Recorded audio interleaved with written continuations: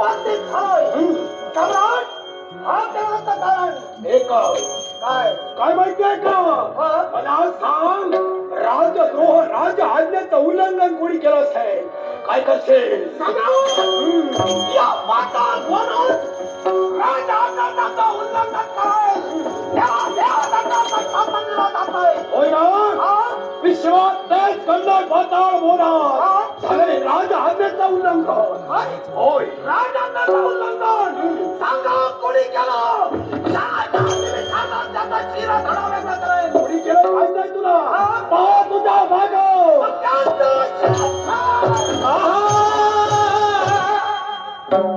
काय झालं सम्राट कशाला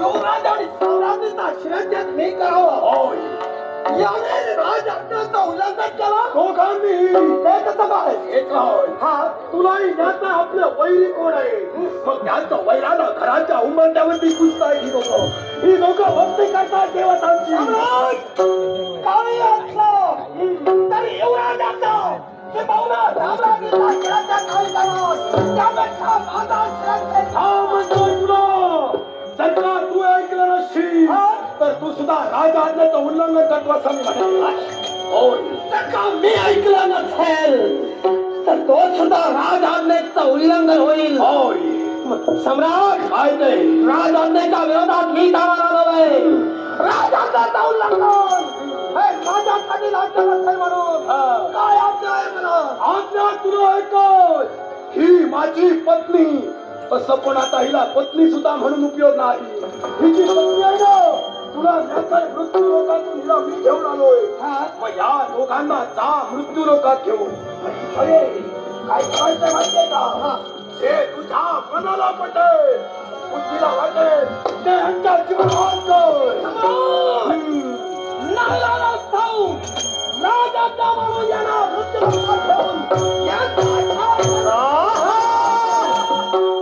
थांब का म्हणाला या चिमुरड्याचं इथं हे शस्त्र राहिलंय ते मला इथं नकोय का घेऊन आणि ते त्याला नाहीतर मलाही तशी त्याची काही गरज नाहीये जा घेऊन येतो अरे ठाणे आशीर्वाद सदैव नाही आता भोऱ्याचा त्याग करून जातो होता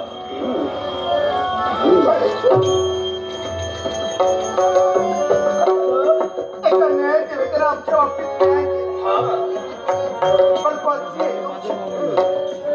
पती हा परमेश्वर जीवनाचा आतापर्यंत मी मानले तुमचा न्याय स्वीकार करून त्यात परमेश्वराचे दुष्कर नसलेले लावून जाते तुमचा निरोप घेऊ माझा निरोप घेऊन माझा नेता समोर ठेवू नको गरज नटवर्ण सम्राट लोकराजामध्ये वडील यांच्या आठवण वितरत आमचे मित्र समीर परब यांच्याकडे माझ्या कलेचा गौरव श्री बोमल 100 रुपयाचा पात्र झालाय लोकराजामध्ये वडिलांच्या पवित्र स्मृतीस वंदन करून आमचे मित्र समीर परब यांचे आभार मानून जमलेल्या सर्व सिंग मायबाप प्रेक्षकांना त्रिवार अभिवादन करून माझ्या कलेश्वर दशावतार नाट्य मंडळाच्या वतीनं या बोमल घेऊन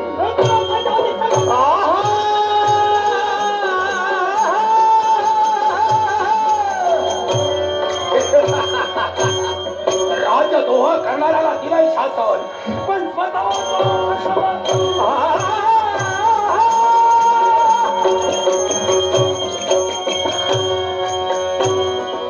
माझी ढवळी माझी पवळी माझी काळू माझी बाळू काळू बाळू कुणाची गाय मोत्याचा तारा काय रे बाबा मोत्याचा तारा काय रे बाबा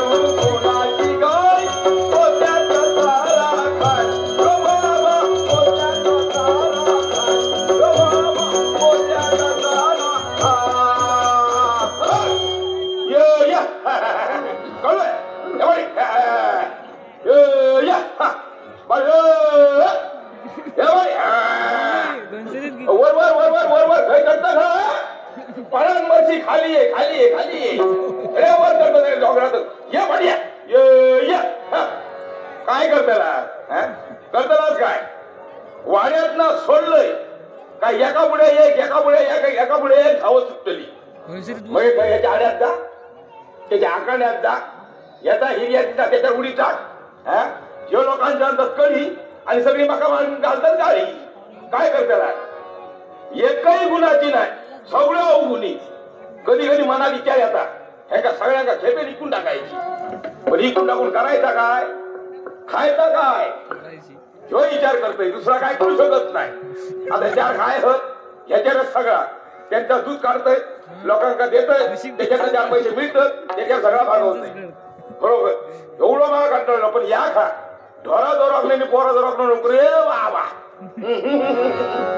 किती त्याला खाऊन देत आगा त्याच्या लागत नाही आणि रात दिसते का काय झोप नाही आणि थारो नाही कधी कधी असा वाटतं काहीतरी कामात ठेवलं असतं सकाळी गेला नाही संध्याकाळी घरा गेला असते पण नाही नशिबात नाही म्हणतात तसा असा पण खरोखर आता एवढ्या वयात मी हिलय ढोरांशिवाय दुसरा काही एक करू नाही बायल माझी होती तेव्हा सगळा बरा होता जेवढं एवढा होता बायल माका सोडून गेली मिळवले काल किती गेली वरती परत काय नशिबाचे भोग म्हणा होय पण खरोखर अगदी माझ्या चढवाक मी धानाचा मोठा केलाय काही एक कमी पडाक देऊ नाही आवसही मी झालाय त्याचा बापसही मीच झालंय आता लग्नाच्या वाया केला पण काय आहे कधी कधी मागाणीची लय आठवणी येतात आठवणी लिही का डोळ्यात पाणी येतात कारण माणूस गेला तरी माणसाच्या आठवणी कधी जात नाही बायकोन माझ्या असो संसार केल्या विचारून सोय नाही कारण संसार तो बाहेर माणसावर असतात म्हणून बाहेर माणसा संसाराची संसार देवता म्हटली जातात लक्ष्मी म्हटली जातात पण देवा माझा सुख बघावला नाही तेव्हा माझ्या बाजून घेऊन गेलो बायलांमध्ये असो संसार केल्या आज त्यालाच संसार केल्या अनाथ आहे कधी पैसा खर्च करू नाही तिचं सांगणं होता जागा आपल्याकडे हा त्याच्यात तोडको मोडको संसार करायचो सुखान करायचो आम्ही तेव्हा दोन माणसं आम्ही होतो मागा काय सांगायची बाजारात जर गेला तर दोघांना 2च माश्या नाही दुसरं बाजू आणायचो नाही अनाथ आहे पैसा खर्च करायचो नाही झाला एक असा त्याला गंमत झाली गेले बाजारात गेले 2 मासे घेतले आणि आपलं घरा घेता घेता अशी गजाल झाली वाटेत भेटलो पाहुणं म्हणलं पाहुणं मी तुमच्याकडे येतोय म्हणलं किती आहे चढवाचा लगीन त्याला आमंत्रण घेऊन येतोय पाहुण्याला सांगले पाहुण्याने येऊची काही एक करत नाही आमंत्रण मागा पचला नाही घरा येत नाही म्हणजे होते मी म्हटलं नको येवत नको आता दुसरं भेटतो ते पाहुणं काढश्या ये फुकट घालू नको पण पाहुणं ऐका का तयार नाही पाहुणं मला घरात येतलंय म्हणजे येतलंय तर किती आहे वहिनी काय म्हणा तुमची घरवाली काय म्हणा नाही लिहायचं मला ठीक आहे त्याला पाहुण्या का आणलंय पाहुणे लोट्यावर बसले बायकोन माझ्या पाणी दिलंय चाय दिलाय पाहुण्याने गजाली लावल्यानी पाहुणे म्हटलं आता उठती मगे उठती आता उठती मगे उठती पाहुणे का उठाचं नाव घेईन त्या बायले म्हणजे मग काय केलंय म्हणजे जावा ते माश्या सुटे करा जावा छाप करा जावा मासे चला सुरी घेतलं आणि आपली पाटल्याला जाऊन धार लावतोय दुसरं बायको माझी पाहुण्यांकडे येईल म्हणतो पाहुण्यानु काय हो तुमचा नेहंदा काय झाला काय भांडणं बिंडा काय झाली की काय ना भांडणं किती होती भांडणं जर झाली असती तुमच्या घरात किती येईल असते मी भांडणं बिंडा काय नाही काय सांगत नको तुम्ही तुमचा नक्कीच काहीतरी जाऊ काय दोघांचा तर काय ते बघा सूर्य झाड लावतात मी काय सांगतात बघा पाहुण्याचे 2 कान कापून टाकतं पाहुण्या वाटला खरा पाहुण्याने एकच गुढी केल्या धूम ठोकल्या बरोबर बायकोन माझ्या परत माग हाक मारल्या वडे हडे काय ते बघा तुम्ही आलेले 2 मासे पळवले पाहुण्याने एवढं पाहुण्याच्या पाठीच धावतोय पाहुणं पुढे पाठी मी पाहुण्या सांगते म्हणलं एक तरी दी पाहुण्याने काय 2 कारण हात ठेवल्या पाहुणं मला दोघं एकही देवतो नाही एकही देवतोय नाही दुसरं बायकोन माझ्या परत मागा हाक मारला अरे वा मासे जाग्यावर मस्त तुझा भरण आहे की का पाहुण्यानं पळवलं म्हणून सांगलं सांगा कारण किती मासे आणला 2 पाहुण्यात घालायचा काय आणि आम्ही खायचा काय म्हणून पाहुण्यात पळतो लागलो असं बायकोन माझ्यावर संसार केलाय पण चढू कसा चढवा घालून तसा काय कळत नाही आता येऊची येळ झाली आणि हेरी बापाची घालू बाई पण अजून त्याचा काय पत्तो नाही लावला मोठा धाक पडली आहे माझ्या लवकर याचा धावता नाही, लवकर याचा काय होता नाही. वो चढू चालता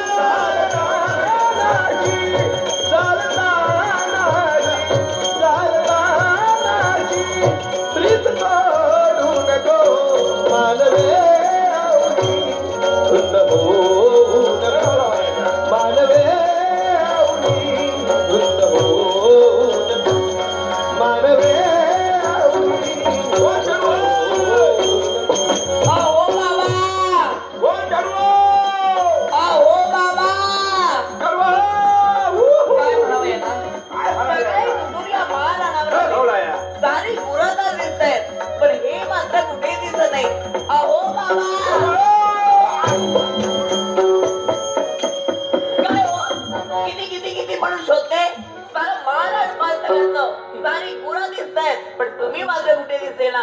होतात कुठे? चढवा तुझा एक मध्ये भरा. कुठे होतात कुठे? शिकला काय तू? आपली चुकी असली, आपली चुकी असली काय बापा घे आणायचा काय बघे बापूच ठेवून काय बाबा माहिती नाही. याला कारण आहे. तू म्हणा घेताना सरळ येतं याला हाक मारला तडे जा, त्याला हाक मारला तडे जा, त्याला हाक मारला तडे जा. गजारी करताना मग येतं धर्मात आहे. काम करू काय एखाद्याने जर का आपल्याला हाक मारली तर त्याच्याशी बोलायला हवं. आणि नका माहिती आहे चेडू माझा फुकट धावता नाही. माणूस खायच्या दारात खेळत जाताना माणुसकीचा धर्म मी माझे फुकट देवाला दिलेली देणगी आहे. मग आपलं तोंड वाया कशाला घालवायचं? आपलं तोंड चांगलं बोलण्यासाठीच आहे, त्याचाच वापर करावा. पण नुसता मला उपयोगाचा नाही, आपला कामही बहु आहे. गजारी उपयोगाचा नाही, आपला वाट भरा तुम्ही घरातील कामं मलाच करावी लागतात. तुम्ही थोडी मदत करता. जेवण करायला हवं, थोडी धुवायला हवी, केर कचरा करायला हवं, शेण सुद्धा मलाच भरावा लागतो. थोडी मदत करता. आता घरात बाहेर म्हणून दुसरा कोण आहे तुझ्याशिवाय?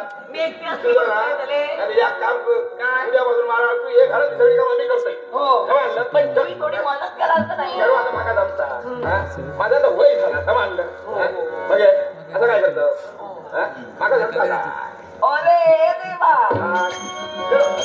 बाबा चढवा माझ्या मला भूक लागली आहे समजलं. तुमची न्याय मी घरीच विसरून आले. गजारी करीत राहलं आणि हे सगळं विचारलं काय काय झाला काय झाला काय झालं काय सगळी कामं पूर्ण करून घेताना जरा उशीर झाला. खाऊ काय खाऊ काय आता काय आपण घरीच जाणार. तेव्हा घरी गेल्यावर तुमची न्याय मी प्रथम तुम्हाला भेटली. पण बाबा आज मी ठरविलं काय ठरवलं काय बाबा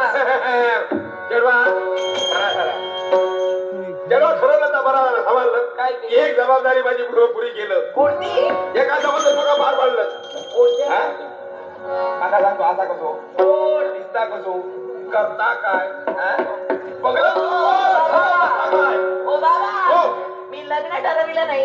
पुण्यापासून या महाराणावर पुणे घेऊन मी स्वतः काय सांगता घरातली कामं करण्याला सोपे ही अजिबात तू काय कधी नाही समजलं. प्रयत्न करून बघायला काय हरकत आहे. आणि बाबा आता तुम्ही वयाला वयोवृद्ध झाला. बरोबर तुम्हाला विश्रांती होय. आता काय सुधरत नाही आणि काय जमत नाही समजलं. तेव्हा काय व्हाय आता माझं झुलाई आणि माझा चेडू बाबाची ठिकाणी करतलं समजला. तुझी जर इच्छा असली तर तुझ्या इच्छा जास्त येऊतही नाही. उद्या सकाळी लवकर उद्या सकाळी लवकर ते सगळी कामं पूर्ण करतात आणि महाराणावर पुढे घेऊन मी येते. चला आपण विश्रांती घ्या. मला आधी मुलीतला